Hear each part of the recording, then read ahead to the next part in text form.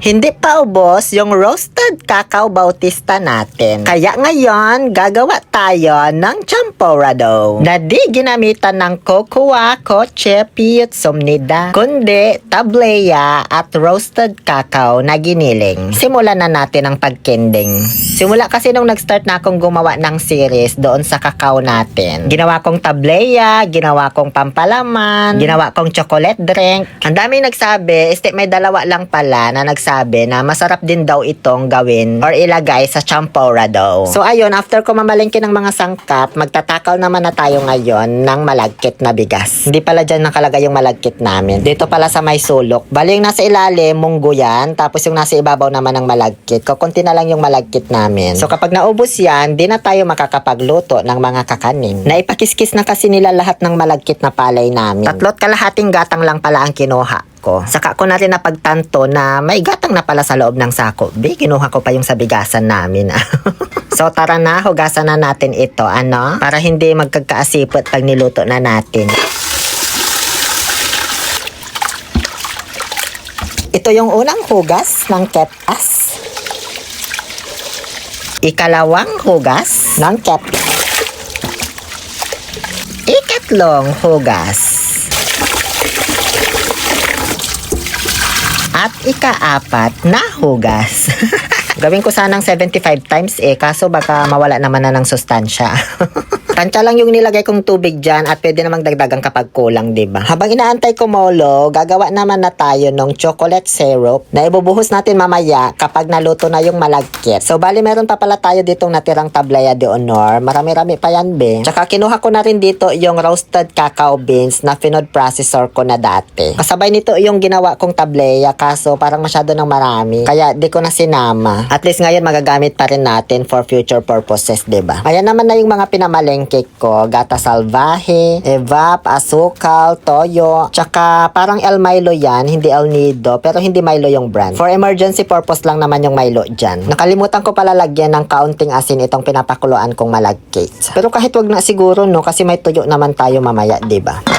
Paltikin yung kabila, pahinaan naman yung kabila. Kasi multitasking tayo, be. Baka makaligtaan yung malagkit, masunog man, Lagyan ng tubig yung kaserolya, pero mas maganda pag close up. Ayan, ganyan. Tableya di Matsunaga, 2 piraso lang gagamitin ko. Ang sarap kasi nitong gawing chocolate drink, be. Kaya tinitipid ko talaga.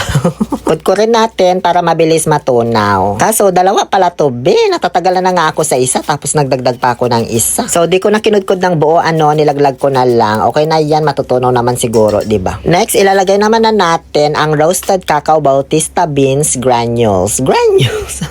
No worries kasi sasalain naman natin yan kapag ibinuhos na sa ating malagkit. Papakuluan lang natin yan hanggang sa ma-extract yung lasa ng cacao. Tinumpyak-tumpyak ko lang yung mga buo-buong tableya dyan para mabilis nang ma-dissolve. Balikan ko kayo mamaya, Pagsilip ko dito sa may malagkit, gumarol na pala sa ilalim, nagkatutong na. Kasi nga di ko na halo-halo, busy man ako dun sa kabila. So, dinagdagan ko na lang ng tubig para umalukaka. Tinakpan ko ulit kasi hilaw pa yung malagkit na bigas. Ang bango na talaga nitong niluluto kong chocolate syrup. Okay na to, pwede na natin tong isalin. Sakto, medyo malambot-lambot na rin itong malagkit natin. O syempre, gagamit tayo ng strainer habang binubuhos ito, kasi may mga granules nga yan, diba? Mas magandang gamitin dito para masala ng maigi talaga. Yung lumang butas na medyas ang pangsala. Yun ang the best. As in, maski yung mga durog na parang na-powderize, salang-sala niya talaga. Piniga-piga ko lang yan para masaid talaga yung katas. At ayan na po yung champurado natin.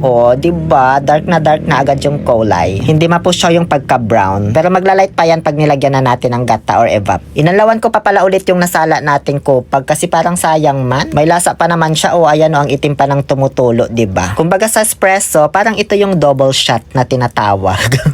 Tama ba ako? Di mali kung mali. So okay na yan, pinakulaan ko lang ng konti. Tapos ngayon, maglalagay na po tayo ng gatas. Di ako sigurado kung evap ba or gata salvaje ng niyog ang nilalagay sa champorado. Kaya binili ko na lang pareho, pero parang mas bet ko ilagay itong gata salvaje. Tapos yung evap naman yung pang toppings natin kapag luto na, diba? So ayun, ganun na lang ginawa ko. Sinunod ko na lang yung sarili kong opinion kaya wala man ako mapagtanungan. Lagi niyong anlawan yung mga pakete kasi sayang, ang dami talaga talagang natitira. Tapos haluan, syempre, at kung mapapansin ninyo, pumusyaw na yung pagka-dark niya, diba? Ngayon, maglalagay na po tayo ng asukal de papa. Tansya na lang yan, depende na lang sa kung gaano katamis gusto mo. Kasi iba-iba naman tayo ng trip at panlasa. May iba kahit sobrang tamis na para sa'yo, sasabihin matabang pa. Ano? Ba't ganun yung dila natin? Hindi nagtutugma-tugma minsan. Isa lang naman lumikha sa atin, diba? Question pati dila. Tinikman ko, medyo natabangan pa ako. Bakit ba? So, dinagdagan ko pa ulit ng asukal. Sinubukan ko ilagay tong El Milo, hindi El Nido, para di masayang yung effort ko. Kaso habang binubuhos ko, may mga nakita akong granules ng asukal. Baka tuloy masobrahan na sa tamis. So, ayun, pinigilan ko na lang yung sarili ko. So, okay na to, be. Pagliwliwin lang natin ito ng konti sa mahinang apoy. Habang ako'y magpiprito naman na nitong toyo. Alam nyo, nakakatikim naman ako ng champorado noon. Pero yung sinasabi nilang champorado na may halong toyo, never ko pa talaga na-try yan. As in, kaya kung sakaling matuloy itong ginagawa natin, matuloy talaga. Ito na nga. First time ko po talaga matitikman ang champorado na may toyo. Kaya medyo na-excite ako kasi sabi nila masarap daw, bagay daw, nakakatanggal umay daw. So, tingnan natin yung mga pinagsasabi nyo kung totoo, ha? Sinunog ko talaga yan kasi gusto ko sa toyo yung medyo crunchy. Ayoko nung makunat. Pagkaluto ng toyo, double check ko lang itong pinagliliw-liw ko na champorado at okay naman na. So, switch off ko na ang apoy. Ganyan na yung naging constituents niya, guys. O, mas lumapot pa. Magpalit lang tayo ng sandok kasi hindi makaaklo tong isa. Mas nag-dark na rin ulit yung kulay nung naluto na yung gata salvaje. Ano? Mas nakakatakam na kainin. Chocolate na talaga yung itsura niya. Nagsandok lang ako dyan ng 3 kalahati dito sa may platon para matikman na natin. Ilang tuyo kaya ilalagay ko? 7, 5, o 4? Nag-isip pa talaga. Parang hindi nakita sa intro. 3 nga yun, diba? 3 tuyo stands for your happy pill. O, diba? Ngayon, lagyan naman na natin ng toppings na evap na maampap. Ay, ano sa tingin nyo? Naging presentable naman ba itong champorado natin?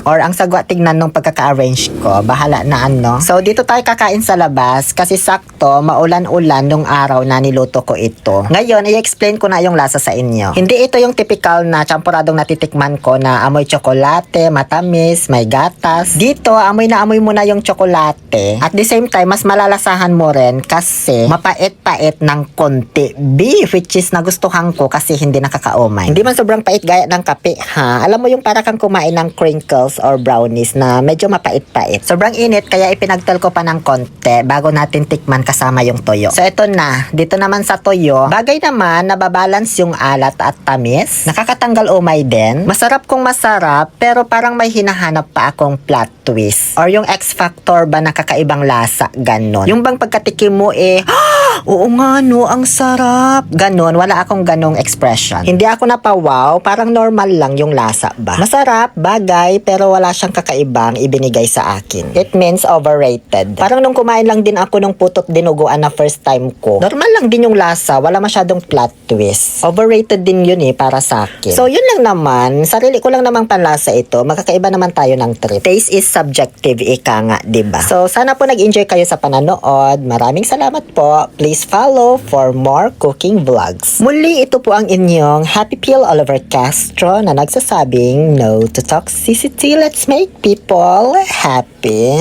Wah, wah, wah.